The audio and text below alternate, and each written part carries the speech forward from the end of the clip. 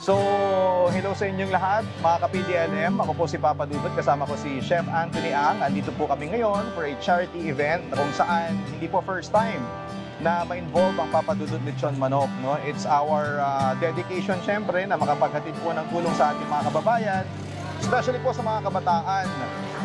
So first of all, ako po ay nagpapasalamat sa Kapuso Brigade, Sir Elmo, at sa lahat ng miyembro ng Kapuso Brigade.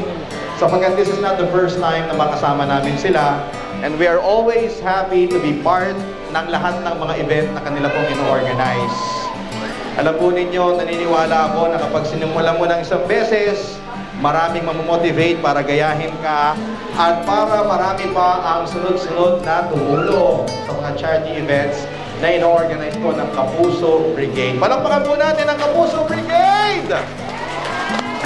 Bakit nga ba ang Papa Dudut Lechon Manok laging sumasama sa mga charity event? Ayun, unang-una sa lahat, Papa Dudut, thank you. At dahil sa iyo, nagkakaroon tayo ng ganitong mga pagtulong. Dahil sa negosyo po natin na ginagawa, nagkakaroon tayo ng ganitong tinutulungan natin yung mga bata.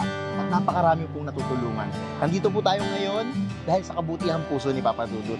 At saka ng buong team. Buong team din. Dahil syempre, ang gusto natin lagi tumulong ng tumulong sa kapwa.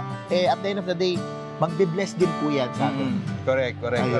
And Chef, ano bang mga inihanda natin for today sa mga bata? So ngayon, gusto kasi natin ipatikim yung lechon manok pa rin no, na lasa, pero in-elevate natin siya with a twist para mas maging healthy yung ating mga kids. Then we have the sauce din na teriyaki.